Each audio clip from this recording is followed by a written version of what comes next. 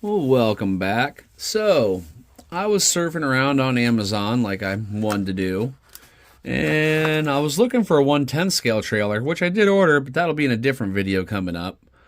And I found this injora 1/18th, 1/24th scale trailer. They were advertising it for the trx4m. $25. I thought it looked pretty cool, so I had to give it a try. Here is what's in the box. So, injora stickers, of course. Now your wheels, these actually feel like halfway decent tires, and they're bead locks. So you can change the tires on these and still keep the same wheels if you want. And you get your hardware, which will include a new hitch for your TRX4M. There's ball. And you got your little tail lights and magnets and wheel nuts and spacers and whatnot. Let's just pull the rest of this out and get this box out the way. So it comes with a whole bunch of these little utility boxes, which are pretty cool. I don't know if they open or not. Well, that'll answer that question. I believe they do. Yep. Little hinged utility boxes, and you get 4 of those, different sizes. And this is where you will glue your magnets in.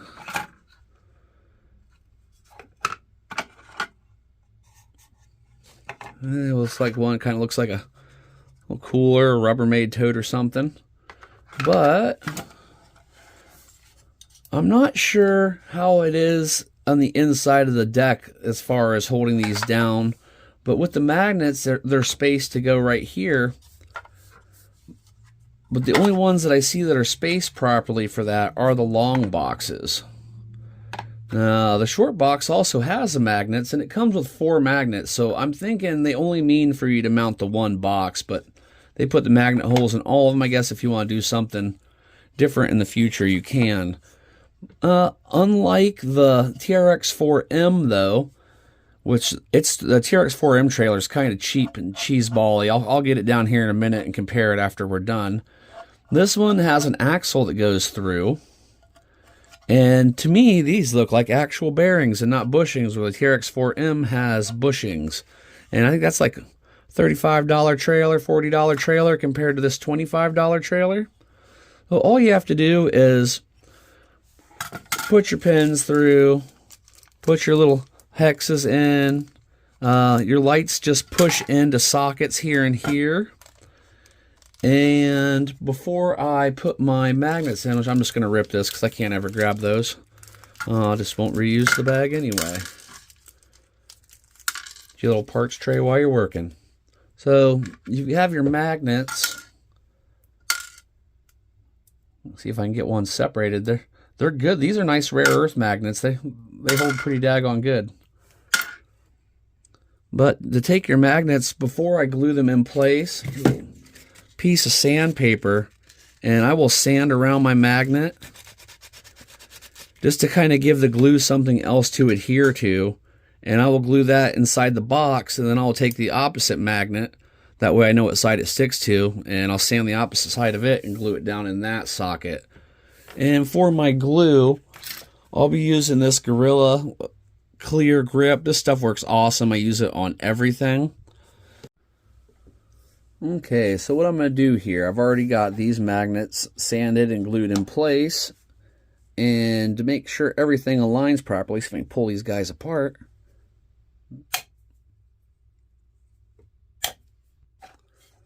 Now that I have those, I'm going to sand the back of them. I already sanded the sides.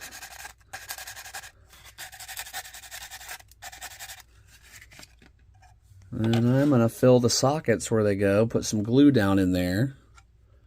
And I'm going to let this dry with the magnets in place. And I'll let them set for a good 24 hours before I try to remove the magnets, because with these magnets, they are so strong that if your glue is not set up properly, it will just pull it right out of the socket. I have done this before. Oh. Line my box up there, and hopefully over here too.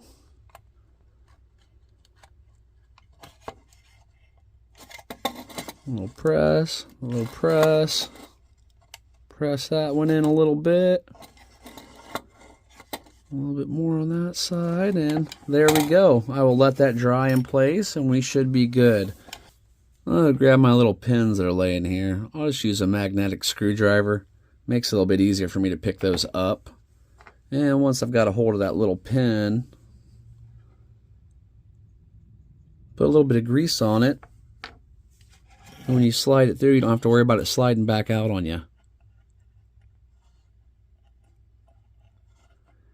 These big old clumsy fingers always have fun with this stuff. There we go. And just slide your hex on. Slide the tire on there. And then I'll put the wheel nut on, and that'll be complete. Here we are, and I like it. The wheels spin great. The bearings are nice, and just a whole nice little setup there. And like I said, I would compare it to the trx4m trailer. So here you can see they're very similar. They're actually almost dead on bed capacity.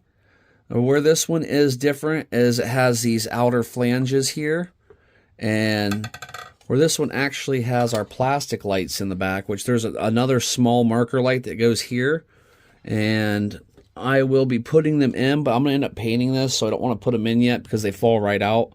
And these ones I can push back out, but they're staying in place for now, so I'm going to go ahead and leave them for the run video.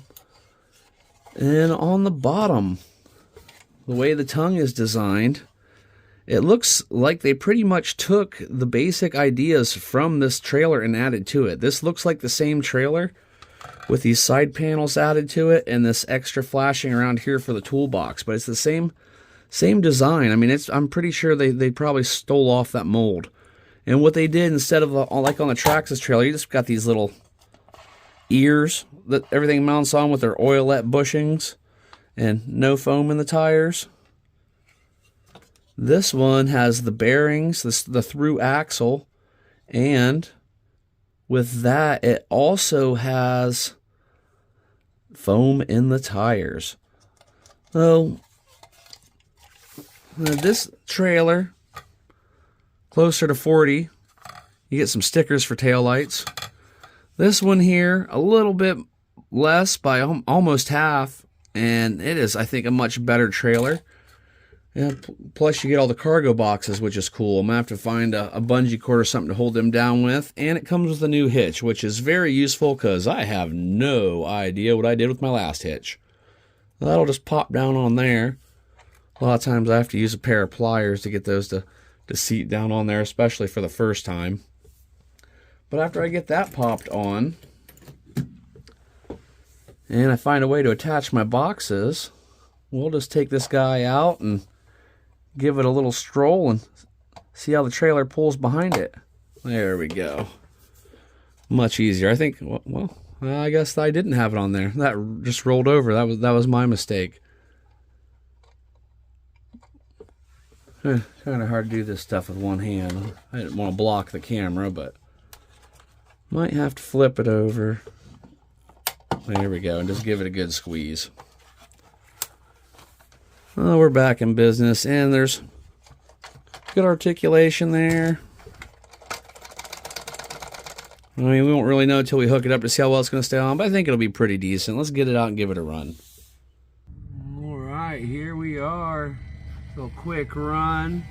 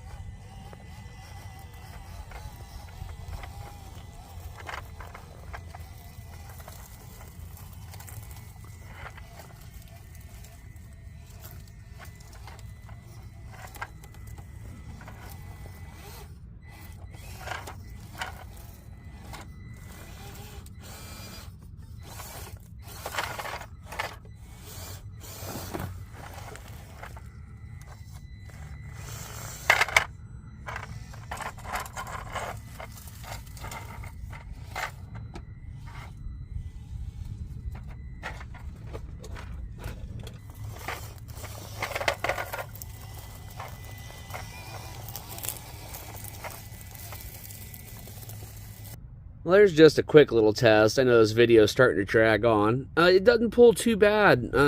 Very similar to the TRX4 trailer. This axle can get in your way, but it does look more scale, so it's still kind of neat. One thing I did notice that is you have the posi traction problems. I'll show you what I mean. So when you turn this wheel, you see it doesn't move because it's stuck to the axle. So when you make a turn, it is going to be kind of dragging. I might take the pins out and just let those free roll on the end of the axle so it'll turn more smoothly. Other than that, $25, can't really go wrong. I'll leave a link if you're interested. Hope you enjoyed this. I hope you have an awesome day, and I will catch you on the next video.